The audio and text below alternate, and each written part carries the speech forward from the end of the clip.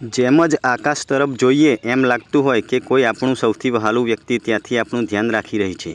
આજે જ્યારે આપણે સ્વર્ગસ્થ કરણજી ઠાકોરને યાદ કરીએ છીએ ત્યારે કલ્પના કરીએ કે આકાશના પારથી તેઓ શું વિચારી રહ્યા હશે। તેમના ઘરે છવાયેલું નિઃશબ્દ દુઃખ, તેમના પુત્ર દિવ્યાંશના નિર્જીવ આંખોમાં પિતા માટેની ખાલી જગ્યા અને પત્નીના હૃદયમાં દરરોજ ઊંડો થતા શૂન્યને જોઈને તેઓ શું અનુભવી રહ્યા હશે। કરણજી ઠાકોરનો દીકરો દિવ્યાંશ આજે માત્ર 8 વર્ષનો છે। એવી ઉંમર કે જ્યાં બાળક પિતાને પૃથ્વી પર ભગવાન સમજે છે। કરણજીને કદાચ આકાશમાંથી વધુ દુઃખ એ જ હોય કે આજે દિવ્યાંશ રાત્રે સૂતો હશે તો પપ્પાની છાયાની જગ્યાએ ખાલી થાળીઓ, સંવેદનશીલ વાતો અને આંખોમાં ગુમ થયો વિશ્વાસ છે।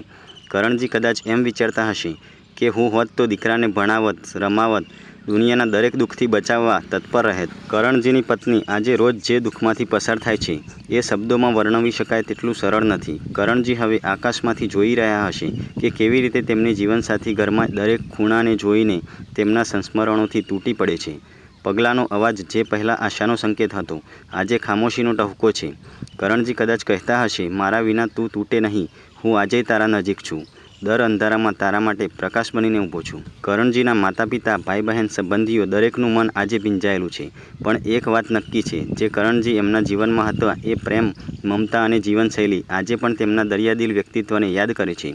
આકાશમાંથી તેઓ કદાચ એમ વિચારે કે મારો પરિવાર એક રહે, પરસ્પર પ્રેમ રાખે, દિવ્યાંશના ભવિષ્ય માટે સૌ મળીને કમર કસે, તો જ મારો આત્મા શાંતિ પામશે। કરણજીના ઘણા સપનાઓ હશે, દીકરાનું ભવિષ્ય, પત્નીની ખુશી, ઘરનું સુખારું જીવન। આજે એ બધું અધૂરું છે, પણ જો પરિવાર એ સંકલ્પ કરે કે અમે કરણજીના સપનાને જીવંત રાખીશું, દીકરાને સારું ભણાવીશું, પિતા જેવી ઓળખ આપીશું, તો સ્વર્ગમાંથી કરણજી એ દિવસ જોઈને જરૂર સ્મિત કરશે। આકાશમાં ચમકતી દરેક તારા હવે કદાચ કરણજીનું સ્મિત છે, દરેક પવનનો અણસાર કદાચ તેમનો સંદેશ છે। હું ગયો છું શરીરે, પણ આત્મા તરીકે હંમેશા તારી સાથે છું। દિવ્યાંશ, હું તારો પપ્પા હંમેશા છું। પત્ની, હું તારો સાથી હંમેશા છું। પરિવાર, હું તમારું ગૌરવ હંમેશા છું। સ્વર્ગસ્થ કરણજી ઠાકોરને શ્રદ્ધાંજલિ।